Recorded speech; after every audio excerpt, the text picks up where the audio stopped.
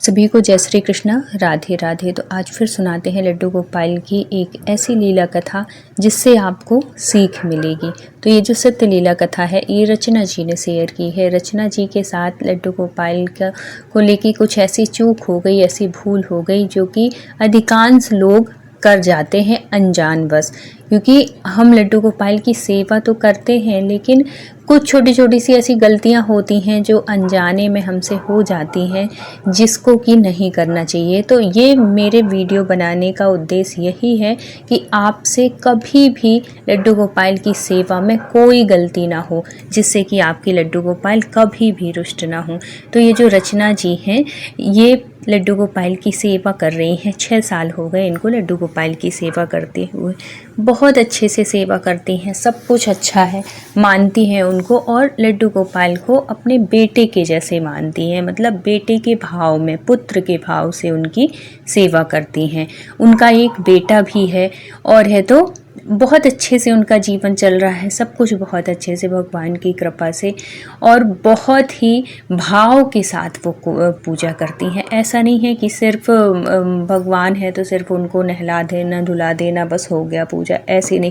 क्योंकि अधिकांश लोग ना अभी भी लड्डू गोपाल को घर पे विराजित तो किए हैं लेकिन उनके साथ जुड़े नहीं हैं, उनके साथ भाव से नहीं जुड़े हैं। तो देखो, जब तक हम भाव से नहीं जुड़ेंगे, ये भाव तो इंसानों तक में लगता है ना, इंसानों को भी समझ में आता है कि अगर हम किसी के घर में गए हैं और अगर वो प्रेम से बात किया है या कि वैसे बात किया है, सिर्फ फॉर्मेलिटी वाली बात की है, तो वो समझ में आती है। तो वो तो फिर जगत पिता हैं, सोचिए आप, उनको आप घर में विराजित किए हैं और उनके साथ अगर फॉर्मेलिटी करेंगे तो फिर कैसे कृपा होगी। और फिर आप कहेंगे कि हम तो कब से मांग रहे हैं, कब से इतनी इच्छा करते हैं, कभी कुछ मांगते हैं कभी कुछ मांगते हैं लेकिन हमारी कोई इच्छा पूरी नहीं होती। क्योंकि देखो, हम मनुष्य योनि में हैं, कलयुग के इंसान हैं। हर इंसान की कुछ ना कुछ ज़रूरतें होती हैं और ज़रूरतें पूरी हो भी जाए ना तो उसके बाद भी कोई ज़रूरत सामने आके खड़ी हो जाती है। तो अधिकांश हम सब की आदत होती है कि जब भी परेशान हो, कुछ भी हो, कुछ इच्छा हो, कुछ मन में लालसा हो, तो हम अपने कन्हैया से ज़रूर उस चीज़ के लिए प्रार्थना करते हैं। तो हमारे कन्हैया किन की बात सुनते हैं? कर प्रार्थना तो हर कोई करता है, 99% लोग प्रार्थना करते हैं, उनसे अर्जी करते हैं कि भगवान मेरी ये पूरी इच्छा पूरी हो जाए, मेरी नौकरी लग जाए, मेरे बच्चे की शादी हो जाए, मेरा परिवार अच्छा रहे, मेरे पति की अच्छी जॉब रहे, प्रमोशन हो। हर कोई चाहता है, अपने बच्चे के लिए चाहता है, हर कोई मांगता है भगवान से। लेकिन क्या हर किसी की इच्छा पूरी होती है? नहीं होती है। वो कुछ ही ऐसे लोग होते हैं, 100% में मुझे लगता है 10% ही ऐसे लोग होते होंगे जिनकी प्रार्थना स्वीकार होती है और भगवान उनकी हर मनोकामना पूर्ण करते हैं। और भगवान जी ऐसे भी नहीं है कि हर एक आपकी मनोकामना पूर्ण होगी, जिसमें आपकी भलाई होगी, जो आपके लिए उचित होगा, भगवान वही करते हैं। और इसी में आप अपनी भलाई समझा करिए कि आपने कुछ अगर इच्छा की है प्रकट भगवान के सामने और वो इच्छा अगर पूरी ना हो रही हो ना, तो इसमें भी अपने कन्हैया की कृपा सोचा करिए कि वो जो करेंगे वो ज़्यादा अच्छा करेंगे। हमारी इच्छा तो, हमें तो पता नहीं है कि भविष्य में क्या है, लेकिन उनको सब कुछ पता है। इसलिए अपने कन्हैया की बहुत दिल से सेवा करो, उनके साथ भाव से जुड़ो, फिर देखिएगा कमाल, कितनी कृपा होती है। आपकी हर एक मुंह से निकला हुआ हर शब्द पूरा होता है। कब? जब हम उनके साथ जुड़ते हैं। जैसे कि मैं हर वीडियो में बोलती हूँ कि जब तक आप उनके साथ कोई रिश्ते के साथ नहीं जुड़ेंगे तब तक आपको अनुभूति नहीं होगी ना।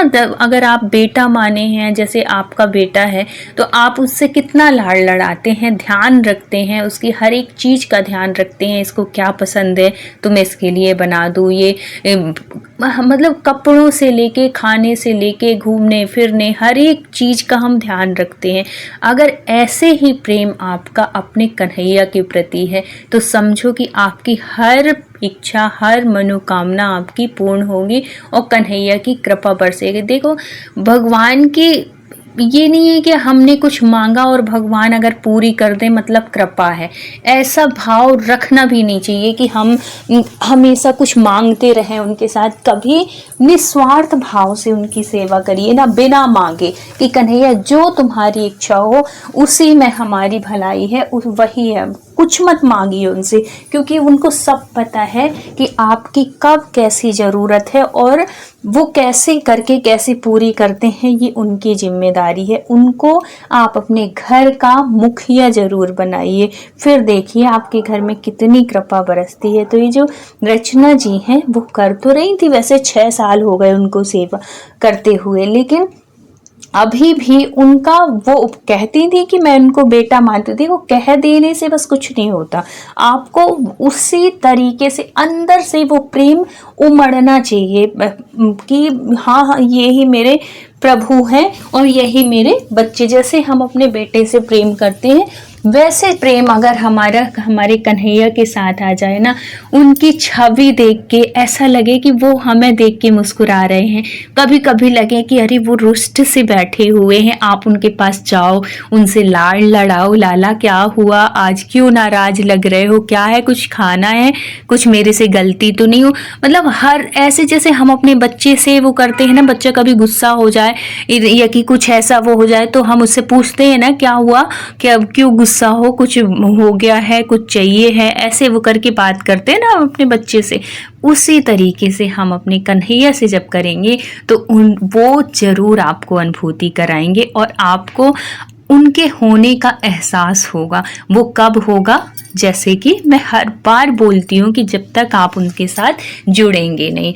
तो रचना जी भगवान की बहुत कृपा थी, भले वो नहीं थी लेकिन ये दिल की बहुत अच्छी थी। और इसमें बहुत अच्छी बात होती है कि आप चाहे पूजा बिल्कुल मत करिए, आप कुछ भी मत करिए, लेकिन अगर आप सबके प्रति अच्छा भाव रखते हैं, आप हमेशा अच्छा सोचते हैं, कभी किसी का बुरा नहीं सोचते ना, तो भगवान आपके ऊपर वैसे ही प्रसन्न रहेंगे। आपको कुछ भी करने के लिए की ज़रूरत नहीं है। और अगर आप 4-4, 6-6 घंटे भी पूजा कर रहे हैं लेकिन आपके मन में द्वेष है, किसी के प्रति कपट है, जलन की भावना है, कि किसी को देख के आप खुश नहीं होते हैं, तो ये पूजा आपकी व्यर्थ है। आप बिल्कुल बंद कर दीजिए पूजा। क्योंकि जब हम भगवान की शरण में जाते हैं ना, तो हमारा जो मन है वो एकदम से शांत हो जाना चाहिए, एकदम पवित्र, बिल्कुल निर्मल हो जाना चाहिए कि सामने वाले की खुशी देखकर आपको ईर्ष्या ना हो, सामने वाले की खुशी देखकर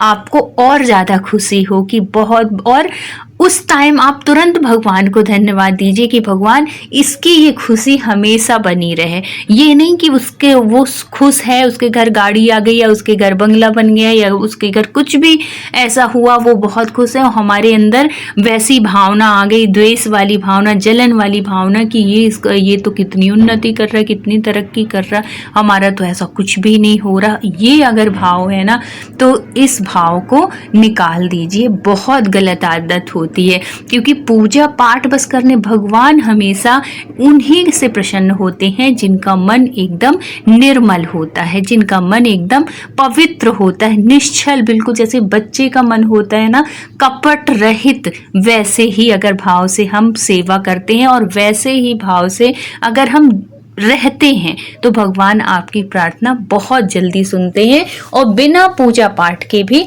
आपसे वो खुश रहेंगे। तो हमेशा दूसरों के प्रति अच्छे भाव रखिए। अगर सामने वाला आपसे कुछ गलत भी है, कुछ भी वो कर रहा है, आप भगवान से प्रार्थना करिए, भगवान इसको सद्बुद्धि दो और हमेशा ये खुश रहे, ऐसे करके। क्योंकि जो हम कहते हैं कि जो हम दूसरे को देते हैं या कि जो हम किसी को भी देते हैं, चाहे वो अच्छी बात हो, चाहे वो दुआ हो, बद्दुआ हो, वो लौट के हमारे पास जरूर आती है। इसलिए हमें क्या चाहिए, हमें तो खुशियाँ चाहिए ना। तो यही सोच के ही, अगर आपसे वैसे नहीं होता है तो यही सोच के आप किसी को ना तो कभी बद्दुआ दीजिए, ना किसी के साथ द्वेष, ना जलन, ना किसी भी गलत बात से बिल्कुल दूर रखिए अपने आप को, है ना।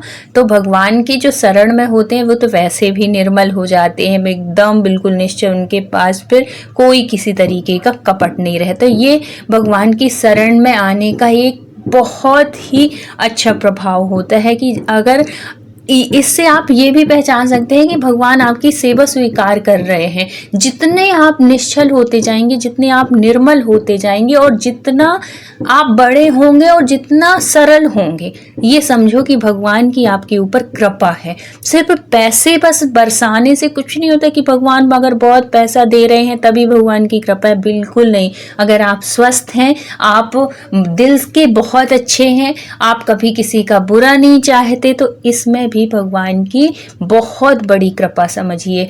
पैसा भले कम हो लेकिन आपके जीवन में खुशियां हों, आपका मन एकदम प्रसन्न रहे, आपका जो भाव है वो पवित्र रहे, तो ऐसे सेवा से भगवान ज़्यादा प्रसन्न होते हैं। ऐसे भाव से भगवान आपके प्रति जल्दी प्रसन्न होते हैं। तो जो रचना जी थी, अब क्या हुआ था कि इनका ना ये जैसे दिवाली आ रही है तो दिवाली में ही इनको गृह प्रवेश कराना था अपने मकान का।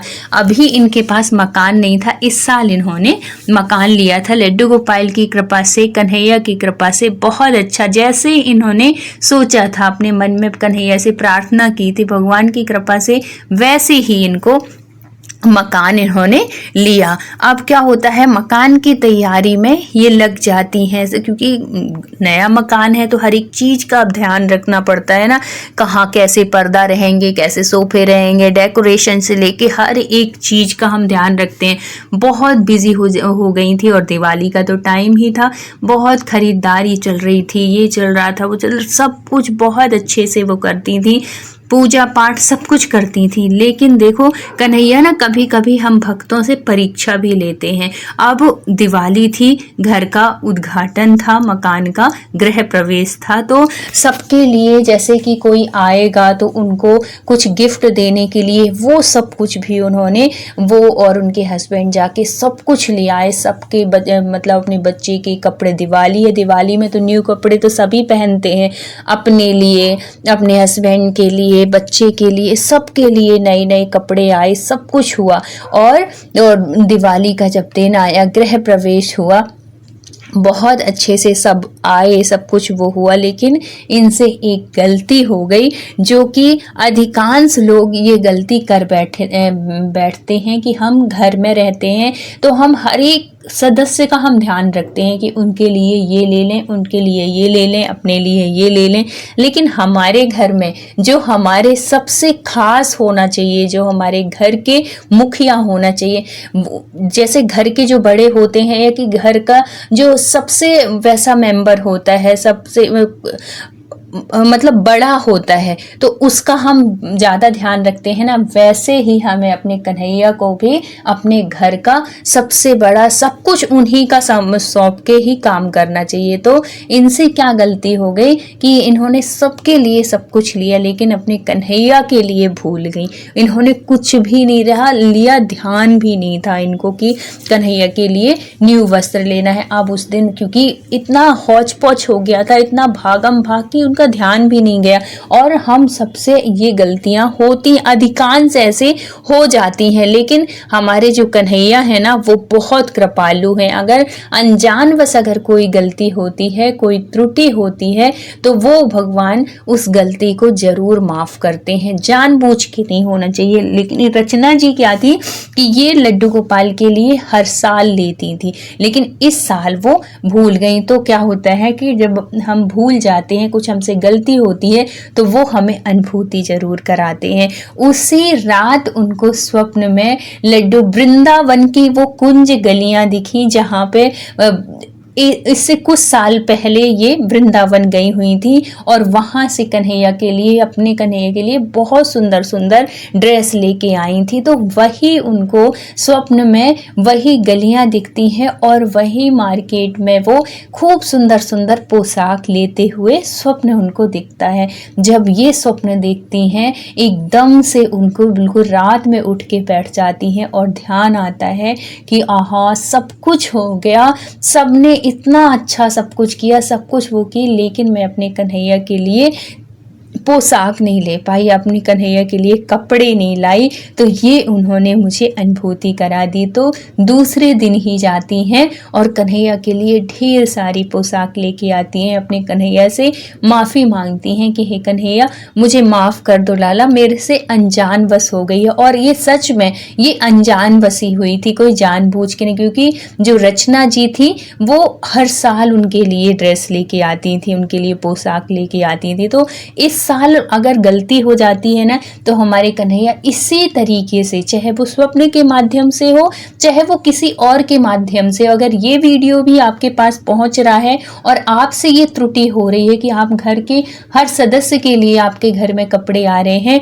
और सिर्फ कन्हैया के लिए नहीं आ रहे हैं, तो इसमें भी अपने कन्हैया की कृपा ही समझिएगा कि वो भी चाह रहे हैं कि मेरे लिए भी आप ड्रेस लेके आओ, अब मेरे लिए भी आप पोशाक लेके आओ। तो आप सब अपने कन्हैया के लिए ज़रूर नई नई ड्रेस खरीदिए, क्योंकि ये जो दिवाली का उत्सव, कोई भी उत्सव हो, चाहे वो दिवाली हो, चाहे वो कृष्ण जन्माष्टमी हो, चाहे वो भाई दूज हो, चाहे वो रक्षाबंधन हो, जब हम अपने लिए कपड़े लें, किसी भी त्योहार में हो, चाहे आपका जन्मदिन हो, आपके घर में किसी का भी, अपने बच्चे के लिए लेते हैं, तो अपने छोटे से लाला हैं उनका भी ध्यान रख लिया करिए, उनके लिए ज़रूर लिया करिए। जब आप ऐसा करेंगे ना, तो वो भी आपको सबसे प्रथम ध्यान रखेंगे, हर एक चीज़ में आपकी हर इच्छा का वो ध्यान रखेंगे कि ये भी तो मेरे लिए करती है। तो भगवान हमारे भाव की भूखे, आप उनको जितने भाव के साथ, जितने प्रेम से उनको रखेंगे, भगवान वो भी वैसे ही कृपा करते हैं और बहुत धन धान सौभाग्य से परिपूर्ण रखते हैं। तो अगर वीडियो अच्छी लगी हो तो प्लीज़ लाइक शेयर और सब्सक्राइब जरूर।